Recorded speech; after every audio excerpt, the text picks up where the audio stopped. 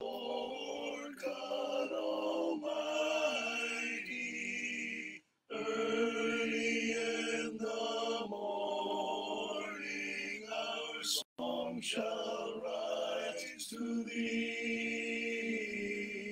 Holy, holy, holy, merciful and mighty, God over all and blessed eternally. Holy, holy, holy, all the saints adore thee, casting down their golden crowns around the crystal sea. Cherubim and seraphim falling down before thee, who was and are and evermore shall be. Holy, holy, holy, though the darkness hide thee, though the eye of sinful man thy glory may not see.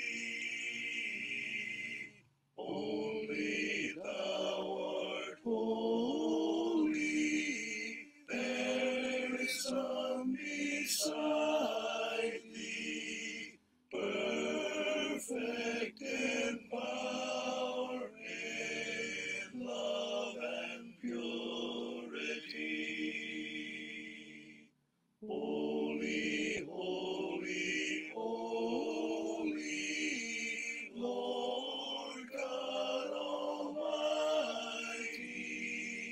all thy works shall praise thy name in earth and sky and sea. Holy, holy, holy, merciful and mighty, God over all and blessed eternally.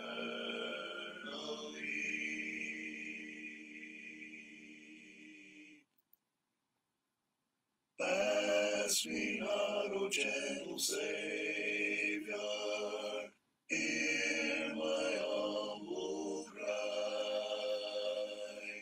While on others thou art calling, do not pass me by. Savior, Savior, hear my humble cry. While on others thou art calling, do not pass me by. Trusting only in thy merit, would I seek thy face. Heal my wounded, broken spirit. Save me by thy grace. Savior, Savior, hear my humble cry.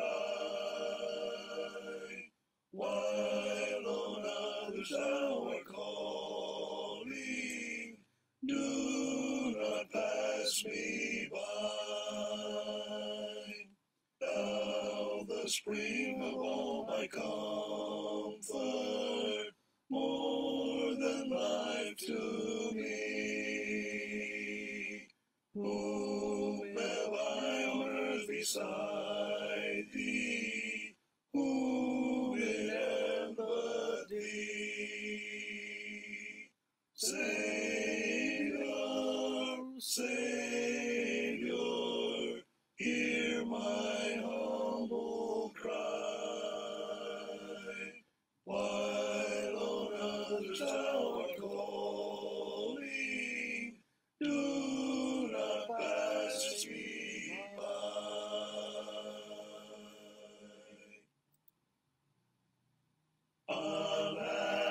and did my Savior bleed, and did my sovereign die? Would he devote that sacred head for such a worm as I? Was it for crimes that I have done he groaned upon the tree? Amazing pity, grace unknown, and love beyond degree. Well might the sun in darkness hide and shut his glories in, when Christ the mighty Maker died for man the creature's sin. Thus might I hide my blushing face while his dear cross appears, dissolve my heart in thankfulness, and melt mine eyes to tears. But drops of grief can ne'er repay the debt of love I owe. Here, Lord, I give myself away, 'tis all that I can do. At the cross where I first saw the light, and the burden of my heart rolled away. It was there by faith I received my sight, and now I am happy all the day. Magandang gabi mga kapatid. Kagabi po ay nagkaroon tayo ng Facebook Live. So ngayon din po sa gabing ito, magkakaroon din po tayo ng pangangaral po sa Ebanghelyo. At ang ating paksa po rito ay ang epekto ng Ebanghelyo at katotohanan sa mga tao. Parang katulad din po yan ng gamot. Ano po? May mga gamot na hiyang ng mga tao. Meron namang gamot na hindi hiyang ang mga tao.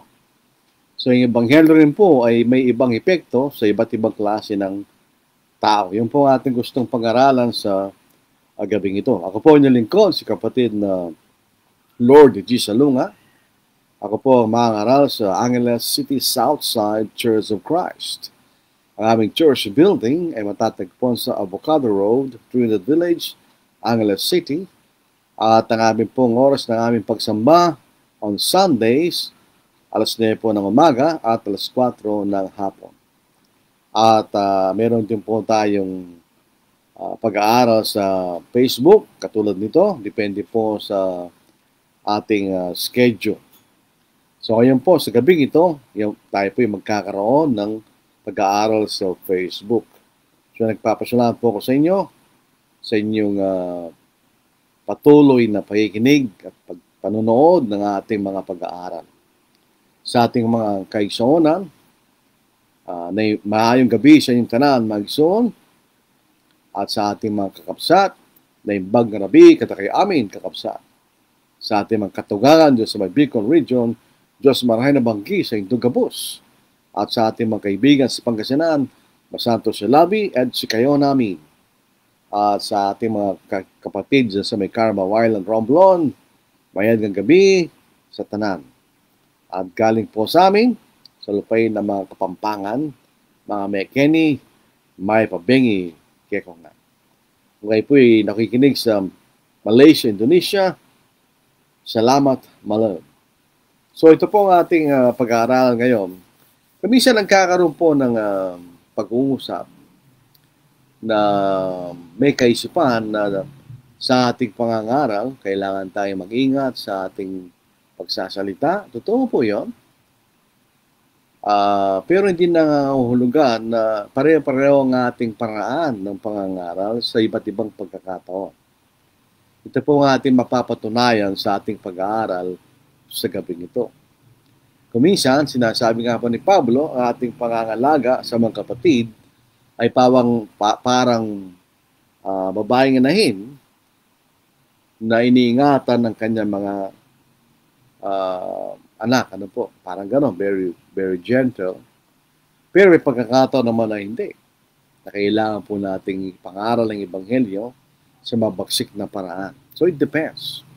Hindi tayo pwede pareho lamang estilo natin sa iba't ibang klaseng pagkakataon. Pero in general, ito po ang ating gustong pag-aralan. Ano ang epekto ng Ebanghelyo sa mga tao? What is the effects of the gospel or the truth upon people when they hear the gospel? Ano ang epekto ng mga tao pagka napapakinggan nila ang Ebanghelyo? So yun ang ating gustong pag-aralan po sa gabing ito. Ano po ba yung mahalaga? Yung nangangaral o yung ipinapangaral? What is more important, the preacher or the message? Ito po sa ating Panginoon po ay nakapako sa krus. Meron siyang panalangin. Ano po? Meron siyang panalangin nung siya'y nakapako sa krus. The Lord Jesus Christ prayed while on the cross. Anong panalangin niya? What was his prayer? Sa Luke chapter 23 verse 34, then Jesus said, Father, forgive them, for they do not know what they do. Sabihin sa Tagalog, Ama, patawarin mo sila sapagkat di nila nalalaman ang kailang ginagawa. So, the Lord requested the Father to forgive them. Ang request po ng Panginoon sa kanyang Ama sa langit ay patawarin sila. Itong mga taong ito ay ang gustong iningi ng Panginoon na patawarin sila ng Diyos, ay ang parehong mga tao na nagpapako sa krus sa ating Panginoon. The people whom the Lord prayed for are the same people who said to Pilate to crucify the Lord. Pasinin natin, ito po ay piyesta of the unleavened bread at ang merong kostumbre si Pontius Pilate to release prisoners. So ito mo makikita natin na magtanong po si Pontius Pilate kung sino ang kanyang i-release. Pinili nila ang isang masamang tao, ang pangalan Barabbas. So basahin po natin na po sa Matthew chapter 27, verse 15, hanggang dito po sa verse 24. Ito po ang ating mababasa. Now the feast, the governor was accustomed to releasing to the multitude one prisoner whom they wished. So yun po custom nila. And at that time, they had a notorious prisoner called Barabbas. Meron po silang isang masamang bilanggo ng pangalan Barabbas. Therefore, when they had gathered together, Pilate said to them, Whom do you want me to release to you? Sinong gusto kong din yung ating palayain kanya? Barabbas or Jesus who is called Christ? O pinapipili sila ng Poncio Pilato kung sinong palalayain. Si Barabbas na yung masamang tao o si Kristo na tinatawag na ating si Jesus na tinatawag na Kristo. For he knew that they had handed him over because of envy. Binigay lang po nila ang ating Panginoon kay Pilato dahil sa sila nainggit sa ating Panginoon. While he was sitting on the judgment seat, his wife sent to him saying, Have nothing to do with that just man. For I have suffered many things today in a dream because of him. Ang gusto ng asahan ni Pilato, si Kristo palayain. Dahil marami po masamang nangyari sa kanya sa panaginip dahil sa ating Panginoon. Pero ang kalaban ng ating Panginoon ay ang mga pulong saserdote. But the chief priests and the elders persuaded the multitude that they should ask for Barabbas and destroy Jesus.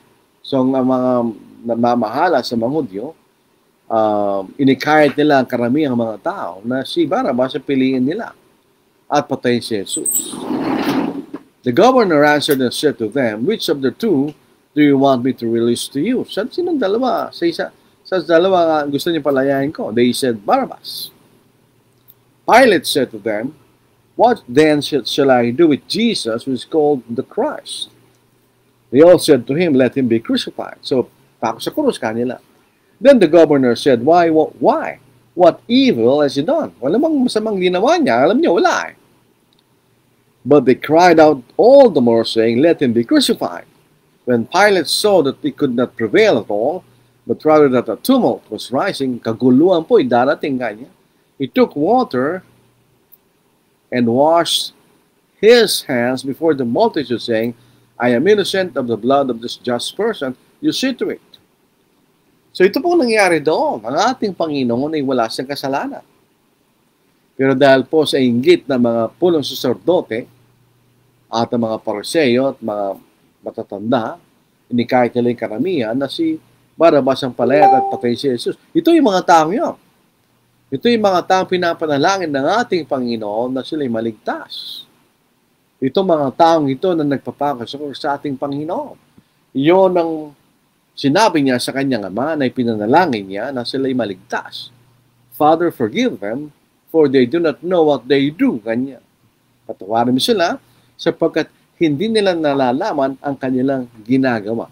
Dito natin makikita ang ating Panginoon ay sa mapagmahal na tagapagligtas. Wala sa kanyang puso magiganti. He wanted his enemies to be saved. Kung sabihin ng Panginoon, "Love your enemies," ito yung ginawa ng ating Panginoon. Ang mga kaaway niya na nagpapako sa krus sa ating Panginoon ay ang gusto niya maligtas sila ng Ama. Pero actually, yung kaligtasan na hindi po yun automatic. Kung ilan po yung mga bilang na nagpapako sa krus sa ating Panginoon, marami sila. Pero hindi naman lahat ng mga yon ay naligtas. So, ang request ng Panginoon sa kanyang Ama sa langit na patawarin niya ang mga taong ito na nagpapako sa krus sa ating Panginoon. So, ang Panginoon na nananalangin, obviously, may sagot ang Panginoon. May sagot ang Ama. Katulad lang po yung Cornelius. Ano po?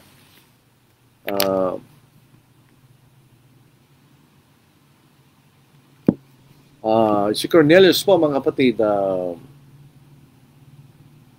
ay isang mabuting tao. Basahin natin sa Acts chapter 10. At sinananalangin sa Diyos. At ang kanyang panalangin ay siya'y maligtas. Tingnan po natin na po. Sa Acts chapter 10. Verse 1, "There was a certain man in Caesarea called Cornelius, a centurion of what was called the Italian regiment, a devout man, and one who feared God with all his household, who gave alms generously to the people and prayed to God always." May nagpakita sa kanya.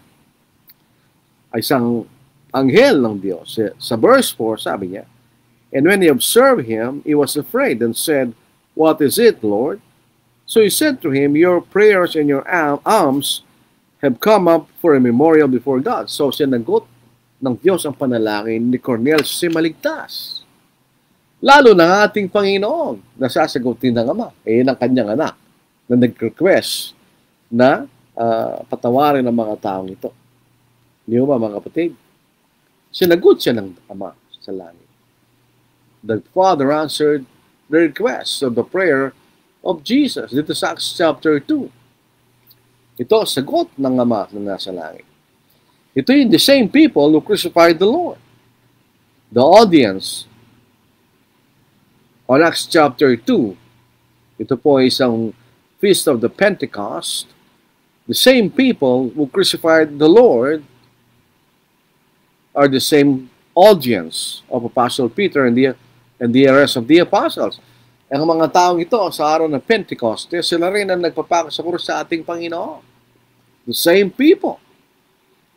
Dito sa Acts chapter 2, verse 22, "Men of Israel, hear these words. Jesus of Nazareth, a man attested by God to you by miracles, wonders, and signs which God did through him in your midst, as you yourself know." Sabihin, ito yung tao kaya taga Nazareth na pinatunayan ng Diyos sa inyo sa pamamagitan ng mga makapangyarihang gawa, kababalagan at mga tanda na ginawa ng Diyos sa pamamagitan niya kanya. Sa inyo, sa gitna ninyo at nalalaman ninyo kanya. So di na pagkaila. Him being delivered by the determined purpose and foreknowledge of God, yung po ang predestination sa Biblia. yung kaparaanan ng pagliligtas ng Diyos. Hindi po predestination ng mga taong maliligtas, kundi yung itinalaga ng Diyos ang paraan ng kaligtasan. So itinalaga ng Diyos ng ating Panginoon ay mamamatay sa krus para tayo magkaroon ng kaligtasan. Him being delivered by the determined purpose and foreknowledge of God, He have taken by lawless hands, have crucified and put to death. Pinatay niyo kanya. So the same people, yung inaralan sa Acts chapter 2 ni Apostle Peter and the rest of the apostles were the same people who crucified the Lord. Sa 2:36, therefore, let all the house of Israel know assuredly that God has made this Jesus, whom you crucified, both Lord and Christ. Whom you crucified, kanya. Sino nagpapako sa krus sa ating Panginoon? Pero pasinin natin, ang pangangaral, ang tunay na pangangaral ng Ebanghelyo ay hindi pangangaral ng kwento-kwento lang o pagbibigay ng joke-joke. Hindi. Ito'y characterized by offering evidence from the Scriptures. Peter and the apostles proved that Jesus whom they crucified was the promised Christ or Messiah. Pinatunayan ni Apostle Peter and the rest of the apostles na itong si Jesus na pinako na sa krus ay ang Kristo na pinangako ng Diyos. Pinatunayan niya. Ito'y sa pamagitan ng pagkabuhay na maguli mula sa mga patay. Yung Kristo o Mesiya na ipinangako ng Diyos ay si mabubuhay na maguli. At ito'y sinabi ni Apostle Peter and the rest of the apostles. In verse 24, whom God raised up or resurrected, having loosed the pains of death, because it was not possible that he should be held by it. For David says concerning him, I foresaw the Lord always before my face, for he is at my right hand, that I may not be shaken. Therefore my heart rejoiced, and my tongue was glad. Moreover my flesh also will rest in hope. For you will not leave my soul in Hades, nor will you allow your Holy One to see corruption. You have made known to me the ways of life. You will make me full of joy in your presence. Sinasabi ni Haring David na si mabubuhay na maguli. At ang kanyang laman ay di magkakaroon ng kabulukan. Upang ang aking laman kanya ay magpapahinga na may pag-asa, sabi ni King David. So sinabi ni David na itong Kristo ay mabubuhay na maguli. So ito'y sinabi ni Apostle Peter sa kailang pangangaral. Si Kristo ay nabuhay na maguli. Ayon po sa mga hula sa Old Testament patungkol sa Kristo Mesiya na darating. Si Kristo ang katuparan ng pangako ng Diyos kay David na sa bunga ng kanyang katawan kanya ay may isang haring luluklok sa kanyang trono. Ito po'y matatagpuan natin sa 2 Samuel chapter 7 verse 12 hanggang verse 16. When your days are fulfilled and you rest with your fathers, I will set up your seed after you, will come from your body, and I will establish His kingdom. So sinasabi dito, pagpatay ni si David, ay darating ang kanyang binhi pagkatapos niya, na manggagaling sa kanyang katawan. So ito'y lahi ni David. And I will establish His kingdom, at magkakaroon dito ng kaharian kanya. Verse 13, He shall build a house for my name, and I will establish the throne of His kingdom forever. Itatayo niya ang kanyang kaharian magpakailanman. Itong next verse ay very substantial sa atin. Si Kristo na ating Panginoon ay naging anak ng Diyos nung siya nagkatawang tao. So in other words, hindi ganun relasyon nila from the beginning. Tignan niyo ang salita, I will be His Father. Future. And He shall be my Son. Future. If he commits iniquity, I will chasten him with the rod of man and with the blows of the sons of men. But my mercy shall not depart from him. Alam niyo, si Saul ay nawala ang kaawaan ng Diyos sa kanya. Siya tinalsik ng Diyos nung siya nagkasala. As I took it from Saul. whom I removed from before you, and your house and your kingdom shall be established forever before you. Your throne shall be established forever. So yung paghahari ni David ay manunumbalik sa pamagitan nitong kanyang binhi kanya na magkakaroon ng walang hanggang kaharian. Ito iupo sa trono ni David kanya. So ito isang hari, katulad ni David, na magkakaroon ng isang kaharian magpakailanman. Hindi po ito physical na kaharian, alam po natin, ito isang spiritual kingdom. Ito yung natupad sa verse 29 ng Acts chapter 2. Basahin natin. Men and brethren, let me speak freely to you of the patriarch David, that is both dead and buried, and his tomb is with us to this day. Alam na, patay na yan. Alam natin ang libingan niya. Kanya. Therefore, being a prophet, and knowing that God had sworn with an oath to him, that of the fruit of his body, according to the flesh, he would raise up the Christ to sit on his throne. He, foreseeing this, spoke concerning the resurrection of the Christ, that his soul was not left in Hades, nor did his flesh see corruption. This Jesus God has raised up, of which we are all witnesses. Therefore, being exalted to the right hand of God, and having received from the Father the promise of the Holy Spirit, He poured out this which you now see and hear. Ito yung pangako sinabi ng ating Panginoon sa mga apostol sa Acts chapter 1. Pagdating ng Espiritu kanya ay kapangarihan ay darating kanya. Ito'y nakikita nila at naririnig. So ito makita natin, pinatunayan nila na yung Jesus na ipinako sa krus ay yung iniintay nilang tagapagligtas o Kristo o Mesiya. Kristo ay sa salitang Grego, ang Messiah sa salitang Hebreo, the anointed one. Pag sinasabi natin ng pangalang Panginoon, Jesus Christ, ang ibig sabihin, the anointed Savior. Jesus means Savior. Christ means the anointed one. So, Jesus Christ, the anointed Savior. Yun ang ibig sabihin ng pangalan ng ating Panginoon. So, anong konklusyon sa sermon ni Apostle Peter? Yung Jesus na kailang pinako sa krus was the promised Messiah or Christ as He resurrected from the dead. So, sa verse 36, therefore, let all the house of Israel know assuredly that God has made this Jesus, whom you crucified, both Lord and Christ. Gano'ng kabagsik yung salitang yun? Pinako niya sa krus kanya. Ito si Jesus. Ito yung ginawang Panginoon at Kristo ng Diyos kanya. Sila ba'y nasaktan?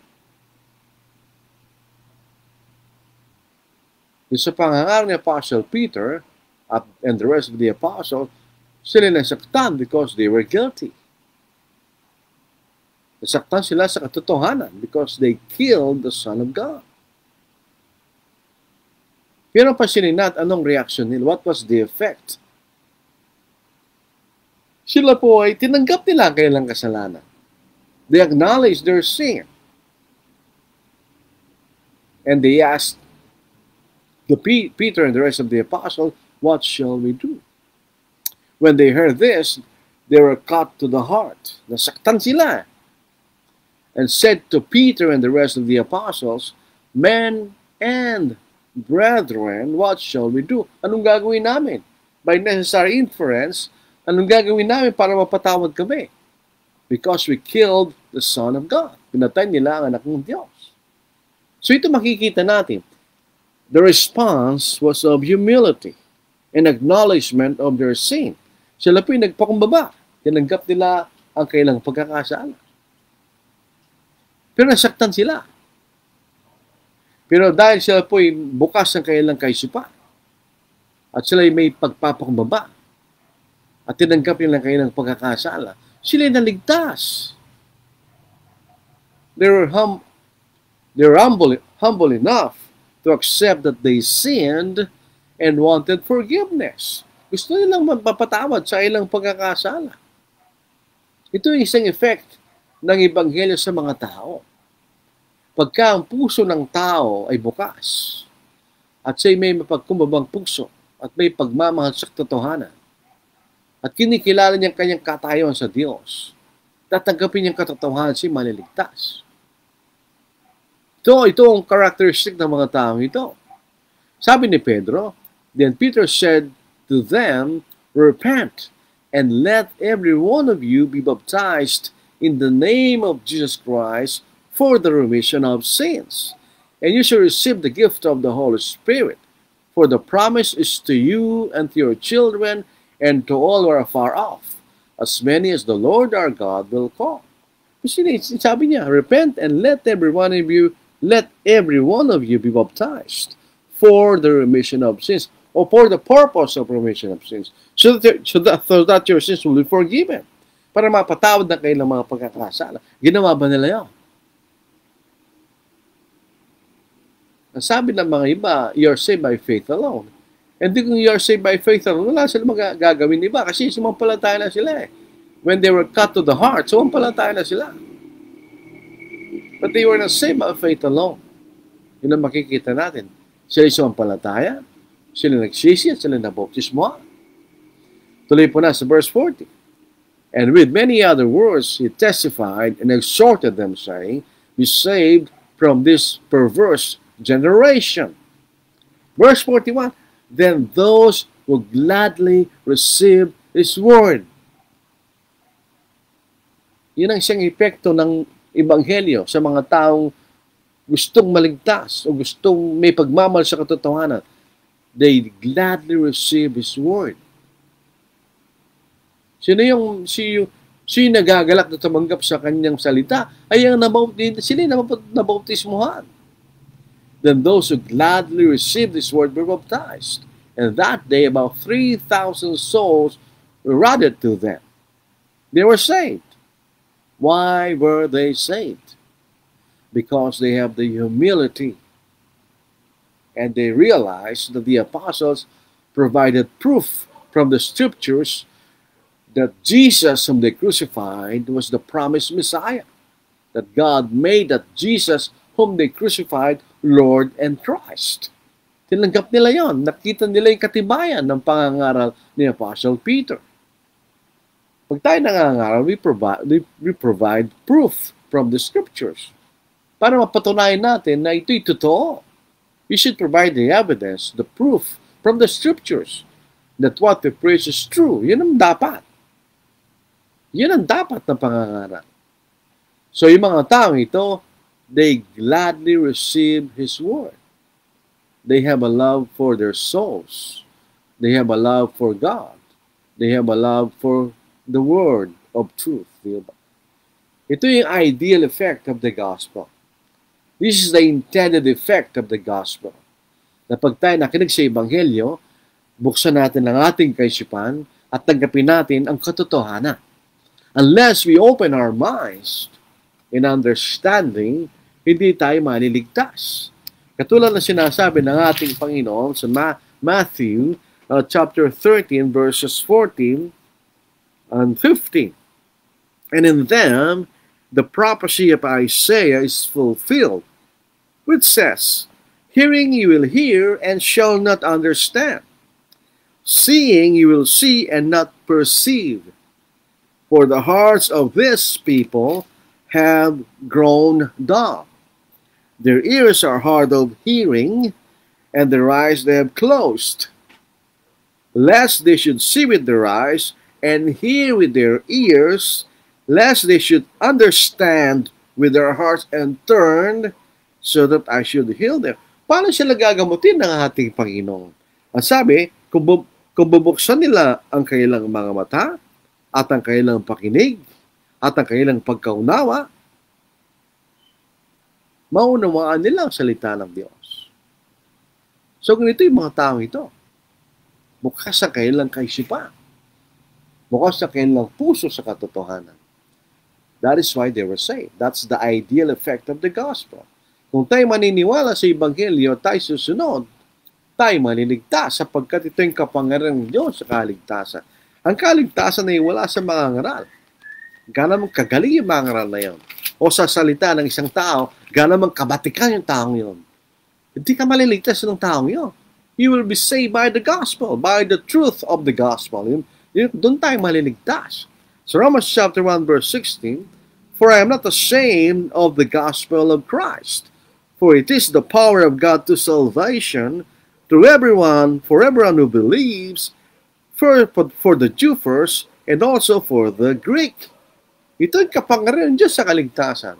Ito yung ideal effect sana ng Ebanghelyo, na pag nakinig ang mga tao, binuksan ang kanilang kaisipan, at tinanggap din ng Ebanghelyo, at sila'y sumunod, sila'y maliligtas. Ito yung tinatawag na good ground sa parable of the sower. Ito yung mabuting lupa. So yung mga pusong mapagkumbaba, yung mga bukas ang puso at tanggapin ng katotohanan, ito yung mabuting lupa. Sinasabi ng ating Panginoon on the parable of the sower. This is Matthew chapter 13 verse 23. Ibinigay ng Panginoon ang kahulugan ng parable of the sower. Jesus gave the meaning of the parable of the sower.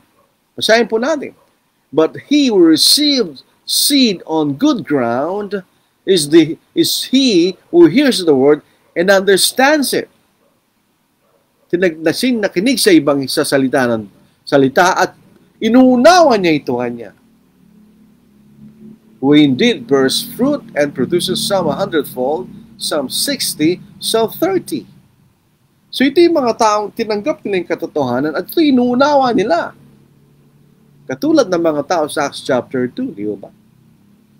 Inunawa nila ang sermon ni Apostle Peter and the rest of the apostles. At tinanggap nila na sila yung kamali at sila nagkasala. At sila sumunod sa Ebanghelyo. This is the same spirit of the Jews in Berea. Acts chapter 17 verse 11. "These were more fair-minded or more noble than those in Thessalonica, in that they received the word with all readiness." They gladly received His word. Acts chapter 2 verse 41. Ito naman, they received the word with all readiness and searched the scriptures daily to find out whether these things were so. Therefore, many of them believed, and also not a few of the Greeks, prominent women as well as men. Yung salitang believe, they obeyed the gospel. Hindi lang po sinabi dito sila bautismon. But by this our inference, sila sumunod sa Ebanghelyo. Bakit? Because they opened their minds and understood the preaching of Apostle Paul. Obviously, ito yung Ebanghelyo. So that's the ideal effect of the gospel. To obey, to believe, and obey the gospel so you'll be saved. Yun is Acts chapter 2. Pero sa Acts chapter 7, the sermon of Stephen, or Stephen, or Stephen, ito yung sermon niya. Kasi napasin po natin dito, ito ang isang mabagsik na sermon. Kumbaga, walang pigil ng sermon na ito. Ang sermon ni Stephen went further than Acts chapter 2. He went all the way to Abraham. Yung mga pangakong binigay ng Diyos kay Abraham. Primarily, that Abraham will become a nation and with land. So ito all the way to Abraham. Sa mga pangakong Diyos kay Abraham. And of course, the promised seed na kung saan ang lahat ng mga bansa ay pagpapalain. At tapos, ito ay pupunta sa Egypt. Na kung saan ang bansang Israel ay napunta doon at sila naging alipin sa mahabang panahon at sila pinalaya sa pamamagitan ni Moises. So sila lumabas mula sa lupain ng Ehipto patungo sa pangakong lupain. Pero dahil sa katigasan ng ulo, sila umikot ng 40 years sa ilang hanggang mamatay ang mga tao yon na ayaw pumasok sa promised land at sila yung natirang generation, 20 years and below, sila nakapasok sa lupain na ipinangako. Yet, Israel rebelled against God. Sila nagkasala sa Diyos. Hanggang sa saktulan na pagkakasala, sila sumamba ng mga Diyos, kaya sila dinala ng Diyos sa Babylon. At sa bandang huli, ang kanyang aral ay tunay na tabernakulo ng Diyos. Hindi tabernakulo ng gawa ng kamay. Ang ating point, pumasok sa tabernakulo na hindi gawa ng kamay. Pumasok mismo sa langit. Ang pinaka apex o climax ng kanyang sermon ay sa verse 51. You stiff-necked and uncircumcised in heart and ears. Tignan po natin. You stiff-necked and uncircumcised in heart and ears. Ganun siguro pagkasabi ng exclamation point. You always resist the Holy Spirit as your fathers did. So do you. Which of the prophets did your fathers not persecute? And they killed those who foretold the coming of the just one. So yung mga propeta sa Old Testament, hinihula nila pagdating ng ating Panginoon, of whom you now have become the betrayers and murderers, who have received the law by the direction of the angels and have not kept it. So parehong sermon sa Acts chapter 2. Sa Acts 2:36, let all the house of Israel know assuredly that God has made it Jesus whom you crucified, both Lord and Christ. Peter and the rest of the apostles accused the listeners of murder. They killed the Son of God. The same, di ba? The same message, but different response. So, anong problema dito? Yung mensahe ba? O yung tumatanggap? The message doesn't change. Pareho-pareho lang yun. The gospel doesn't change. Katulad makikita natin mamaya, it remains the same. Hanggang sa panahon natin, it will not change. So, Stephen gave judgment upon Israel. They are murderers and persecutors of prophets, and most importantly, murderer of the Son of God. Obviously, Stephen preached this emphatically, with emphasis. So, paano kung malumana yung pangangaral ni Stephen? Pareho pa rin ang epekto noon. Masasaktan pa rin sila. Dahil doon sa mensahe, kaya masasaktan ka.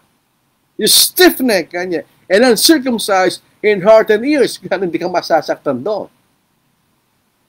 Sabi nga po ng kasabihan, there are many ways to skin a cat. Pwedeng bagal-bagalan mo, o kaya once a day, bakabakan mo siya ng bakbakan, o biglain mo bakabakan ang kanyang balat, masasaktan pa rin yung pusa. Dahil binabalat mo siya, kano ka sakit yun. There are many ways to skin a cat, but the old cat will not like it. Kaya pagka iniaral mo ang Ebanghelyo sa mga tao na ayaw tanggapin ang katotohanan, yun ang reaksyon nila. What was the effect? The sermon hardened their hearts and killed Stephen. Doon sa kabila, sa Acts chapter 2, they opened their hearts and they were saved. Sa Acts chapter 7, they hardened their hearts and they killed Stephen. Or Stephen. Pinatigas silang kanilang puso. Hindi nila binuksan ang puso nila sa mensahe ni Stephen.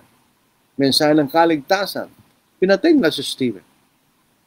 Instead of being humble and accepting what Stephen preached, instead na sila magpakumbaba at tanggapin nila ang tinuro ni Stephen, they kill Stephen. They cannot bear the message, so they kill the messenger. Kuminsan ganun ang ginagawa ng iba. Ayaw nilang tanggapin yung mensahe na nagsasalita, sisirahin nila yung nagsasalita. Ay walang mangyayari dyan. Ganun pa rin ang katotohanan kahit anong gawin mo. Destroy the messenger, it's still the same message.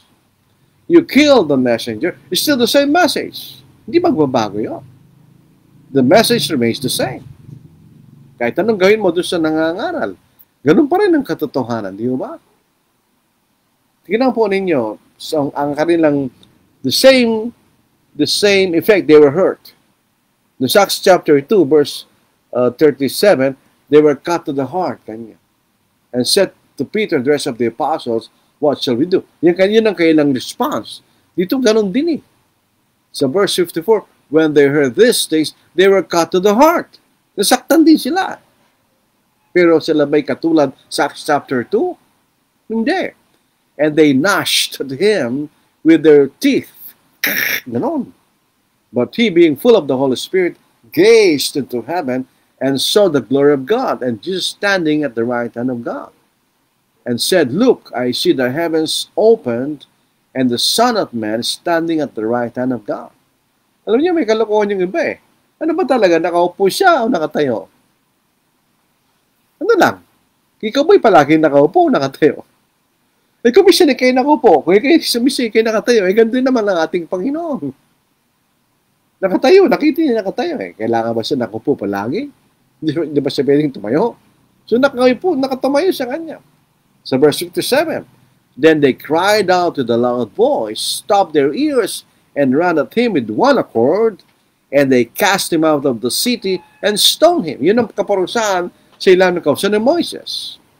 And the witnesses laid down their clothes at the feet of a young man named Saul, later on Apostle Paul. And they stoned Stephen, as he was calling on God, saying, Lord Jesus, receive my spirit. And then he knelt down and cried out with a loud voice, Lord, do not charge them with the sin. And when they said this, they fell asleep. Say, namatay. So ito dalawang epekto ng katotohanan sa mga tao. It depends upon the listeners.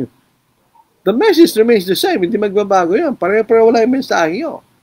But the effect will be different depending on the listeners. Doon sa una, sa Acts chapter 2, bukas ang puso nila. So they received the truth and obeyed it and they were saved. Sa pangalang pagkakataon, their hearts were closed and hardened, so they were not saved. Pinatay pa nila ay si Stephen. Ito'y parang kaso ng Pharaoh. Noong ang Panginoon, ang Diyos ay nagbigay ng mga plagues sa Egypt, ang intended effect noon ay lumambot ang puso niya, palayain niya ang bansang Israel. That's the intended effect of the plagues. But the opposite was the result. The plagues hardened Pharaoh's heart. Actually, sabi sa Romans, God hardened the Pharaoh's heart. Pero ang matigas talagang puso yung Pharaoh. Kasi yun lamang plagues, yung plagues ng Diyos, indirectly ang nagpatigas sa puso niya. Hindi actually ng Diyos na nagpatigas, kundi yung Pharaoh nagpatigas sa puso niya. The intended effect of the plagues, hindi nakuha ng Diyos. Dahil ang si Pharaoh, katulad ng mga tao na kinausap si Stephen, ay sarado ang kanyang puso at kaisipan. Hanggang dumating ang ultimatum, pinatay ng Diyos ang lahat ng panganisip. Then, pinalaya ng bansang Israel. The truth sometimes divides. Ang sabi ng iba, magkaisa tayo, oo, madaling sabihin yon, pero minsan hindi naman tala seryoso sila eh. Dito po sa Matthew chapter 10 verse 34, ito sabi ng Panginoon, do not think that I came to bring peace on earth. Nakapagtataka ito, pero siya'y pinanganak. Peace on earth, kanya. Magkaibang paano sinasabi doon. Peace on earth, nung siya'y pinanganak, ay kapayapaan sa pagitan ng Diyos at ng tao. Sapagkat iniligtas niya yung mga tao. And they will be reconciled with God. Yung sinasabi niya itong kapayapaan ay physical peace. Ito nagdala nun, sabi ng ating Panginoon. I did not come to bring peace but a sword. Ano bang ginagawa ng sword? Nagpapahiwalay. For I have come to set a man against his father, a daughter against her mother, and a daughter-in-law against her mother-in-law. And a man's enemies will be those of his own household. Maging kaaway ng tao, kanya isang bahayan. He will love his father or mother more than me, is not worthy of me. And he will love son or daughter more than me, is not worthy of me. So, minsan yan ang effect ng katotohanan. It divides people. Dahil iba-iba ang response ng mga tao sa katotohanan. Either they accept it or they reject it. But the message remains the same. So the problem is not with the message. The problem is with the receiver of the message. Paano nila tinatanggap yung katotohanan? That's the problem. Because the truth is always the same. It doesn't change. Hindi nagbabago katotohanan. Yung ebanghelyo na ipinangaral ng mga apostles, this is the same gospel today. Hindi nagbago yun. And it will not change. Because the problem is still the same. The problem of sin. So the solution, the gospel, is still the same. Di ba? Hindi nagbabago yun. It cannot be changed. Hindi mo siya pwedeng palitan. Dito po sa 1 Peter chapter 1, it is sa verse 25 hanggang verse 25. Since you have purified your souls in obeying the truth to the Spirit in sincere love of the brethren, love one another fervently with a pure heart, having been born again, not of corruptible seed, but incorruptible, through the word of God which lives and abides forever. Ito yun na natin na magpakialam, hindi siya nagbabago. Verse 24, because all flesh is as grass, and all the glory of man as the flower of the grass. The grass withers, and its flower falls away. Hindi po sa harap ng bahay namin ay magagandang rosas. Sa tanim ng misis ko, sa isang araw, sila ay bumubukad ka at pagkatapos sila nalalaglag. Yun ang sinasabi dito sa talatang ito. But the word of the Lord endures forever. Now, this is the word which by the gospel was preached to you. The gospel remains the same. It doesn't change. The message remains the same. The problem is not in the message or the way it is delivered, but the one hearing it. Yun ang problema daw. Alam niyo, sa eskwelahan, iba-ibang parala pagtuturo ng mga guro. Meron kaming guro na malumala yung pagtuturo, natuto kami because we want to learn. Meron kaming guro na napakabagsik, stricto, natuto rin kami because we wanted to learn. So huwag natin sisihin yung deliverer o nangangaral. We have different personalities. We have the different way of delivering things. Iba-iba ang ating mga personalidad. Iba-iba rin ang pagkakataon kung paano tayo mangangaral. Kung mangangaral tayo sa kapwa natin mangangaral, we will be direct. Siyempre, mangangaral yun eh. But kung tayo mangangaral sa mga taong hindi mangangaral, we will preach it differently. Kasi iba naman yung kalagayan ng taong yun. Pero the message remains the same. So hindi yung problema yung mensahe. Kundi yung nakikinig ang may problema pag hindi tinanggap. Dahil kung minsan, truth will always hurt us, especially if we are sinning. Kung may expose natin ng malingarang isang kapatid, na may napatunayan natin, beyond reasonable doubt, na siya nagtuturo ng malingaran, mas hasaktan siya. Siyempre, natural lang yun eh. Pero kung bukas ang kaisipan niya, ang gagawin niya, he will study it. Tignan niya kung totoo o hindi. At magbago siya kung siya'y mali. That's the ideal effect. Pero kung magmataas siya, hindi siya magbabago. Sino niloloko niya? Sarili niya, di ba? Hindi rin siya maliligtas. Ang may kasalanan ba yung nag-expose ng kanyang kamalian? Hindi, yung may kasalanan yung gumagawa ng mali, hindi nag-expose ng kamalian niya. Dahil yun ay utos sa banal na kasulatan, mga kapatid. Dito sa Efeso, hindi po nakakamali. Yun ay utos sa banal na kasulatan. Expose them, sabi ni Apostle Paul. Di ba? Yun ay utos eh. Eh kung ginagawa mo lang ng utos, ang problema mo. Pag hindi mo yung expose yan, baka kayo pa yung nagkasala.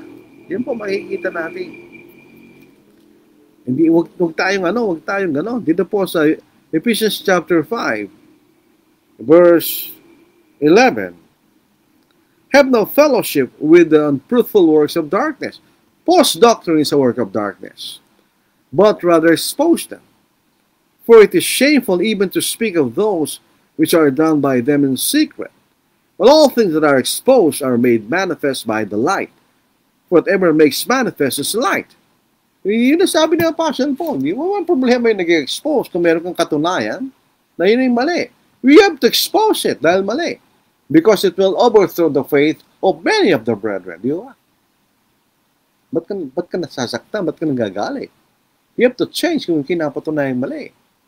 Tingnan niyo sa Acts chapter 2, napatunayan sila nagkamali. So they obeyed the gospel and were saved. Ganon din sa atin. No difference. Kuminsan, always, the truth hurts. Dito po sa Ephesians, halimbawa ikaw po ay verse chapter 4, verse 12. For the word of God is living and powerful, and sharper than any two-edged sword, piercing even to the division of soul and spirit, and of joints and marrow, and is a discerner of the thoughts and intents of the heart. If you are hit by a double-edged sword, you'll be hurt. Kung isang tao po'y nangangaral patungkol sa pagkakasala, pero hindi ka naman nagkakasala, kayo ba masasaktan? Hindi. Kung ikaw'y walang sugat, kung ikaw'y walang sugat, at nilagyan ka ng alcohol, ikaw'y ba masasaktan? Pero kung may sugat, at nilagyan ka ng alcohol, ikaw'y masasaktan. Ganyan ang katotohanan. Kung tayo po'y nagkakamali, the truth will hurt. Katulad ng nangyari sa audience ni Stephen, they were hurt. And they killed Stephen. Ganon din ang nangyari sa Acts chapter 2, they were hurt. But they accepted the truth. So it is not with the message. It is with the hearer or the receiver of the message. Kaya, anong klaseng puso mayroon tayo? What kind of ground are we? Anong klaseng lupa tayo? Tayo ba'y nahulog sa tabi ng daan? Na wala tayong pakialam sa katotohanan? O tayo nahulog sa batuhan na walang ugat ang ating pananampalataya? Sa daling panahon ay nawawala? O tayo na doon sa mga dawagan o mga grass na ikaw ay two-minded man, hindi mo alam kung ikaw sa Diyos o sa mga bagay na material, o ikaw ba'y mabuting lupa na tinanggap ang katotohanan at inunawa mo at ikaw'y nagbubunga. Saan tayo doon? Anong klaseng lupa tayo? We should not give justification if you are sinning. Huwag nating depensaan kung tayo nagkakamali. Kasi if we sin and continue to sin, we are separated from God. Tayo mahiwalay sa Diyos. Yan ang epekto ng pagkakasala. We need to humble ourselves and accept our sins and obey the gospel. Kung tayo mga Kristiyano na tayo nagkasala, mayroong paraan. Kailangan pa rin nating tanggapin. Kailangan pa rin tayo magpakumbaba. It is the 1 John, chapter 1, chapter 1, verse 9, hanggang chapter 2, verse 2. If we confess our sins, if you confess your sin, you acknowledge your sin. If we confess our sins, He is faithful and just to forgive us our sins and to cleanse us from all unrighteousness.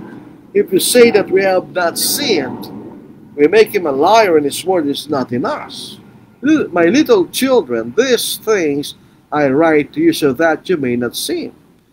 And if anyone sins, we have an advocate with the Father, Jesus Christ the righteous. And Himself is the propitiation for our sins, and not for ours only, but also for the whole world. We have to acknowledge our sin. We have to repent and confess kung tayo po'y mga Kristiyano na. If what we taught was wrong, kung naturo tayo ng mali, and someone pointed out to us by the scriptures that we have made a mistake, or they have preached an error, we need to see whether it is so. Patunayan natin kung ganun nga sa pamagitan ng banal sulatan. Instead of hardening our hearts and do nothing about it. Yun ang problema ito. Wala kang gagawin. It will result in the damnation of your soul. Sabi, magkakamali ka brad sa turo mo. Ito katunayan sa banal sulatan. At wala kang ginawa. You'll be damned. You'll not be saved. Hindi ka maliligtas. O nakikisama ka pa sa mali, hindi ka maliligtas. Instead of hardening our hearts and do nothing about it, anong gagawin natin? Buksan natin ng ating kaisipan.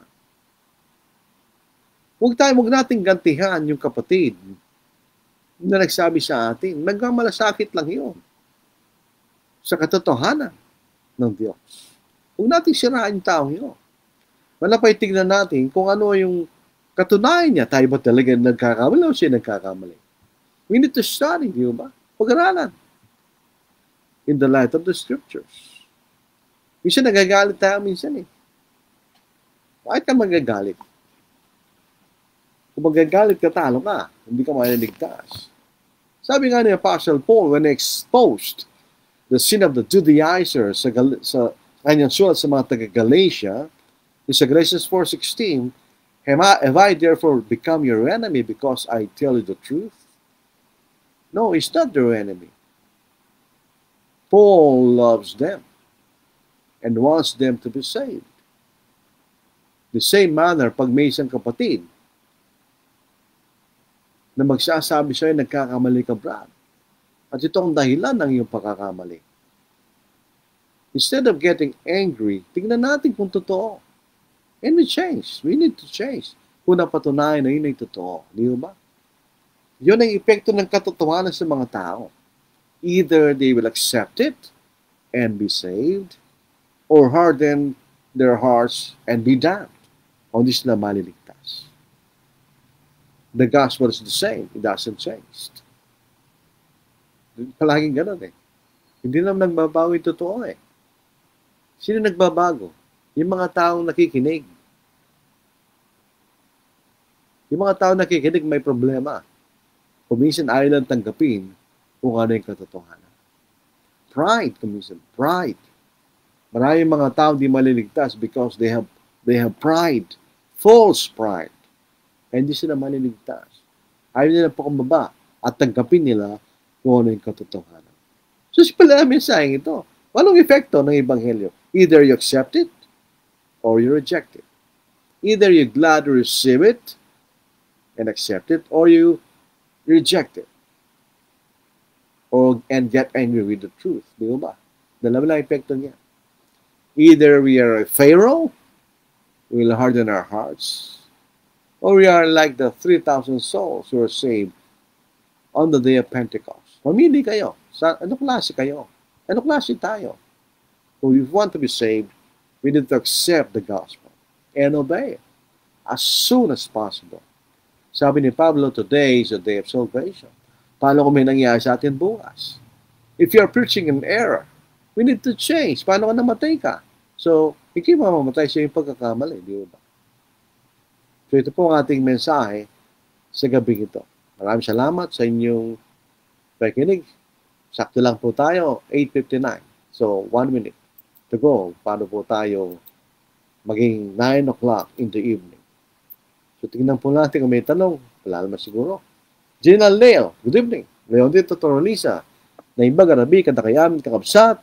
Isa, magandang gabi sa lahat mga kapatid.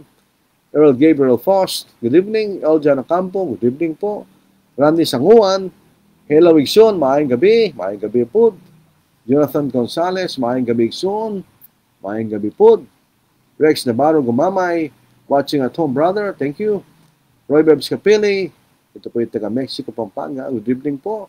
Jim Bautista, ating kaibigan na kasama sa gawain, good evening. Jay Daguirre Domingo, watching from Ballesteros, Cagayan, kapatid, layo po yun. Nakarating na po once upon a time doon. Godson of Sumagi Algama, good evening, brethren. Good evening to all, mga kapatid. Salamat sa inyong pakikinig. Wala pong tanong ngayon at katulad kagabi. Mga bukas po ng gabi, biyas ng gabi, tatalakayin natin the nature of the preacher's support. Ito po ay basic. Dapat nating maunawaan na dahil malumanag naman po siya nasabi sa Biblia. But unfortunately, hindi ito minsan mali pa rin ang pagtingin ng ibang mga kapatid tungkol kung anong klaseng support mayroon ng isang manganak. Yun po ang ating pag-aaralan either Thursday evening or Friday evening. Depends sa ating schedule mga kapatid. Hindi katulad po ng pandemic, wala naman tayong ginagawa. 2 times a day ang pangangaral. 4 p.m. at 8 p.m. Kaya natin gawin yun dahil wala naman tayong ginagawa. We are quarantined, hindi ka makalabas sa bahay. Pero ngayon, normal na yung buhay natin. Nakapalaya na tayo, may nagtatrabaho, etc. So, depende lang po sa ating schedule. Lulobin po ng Panginoon.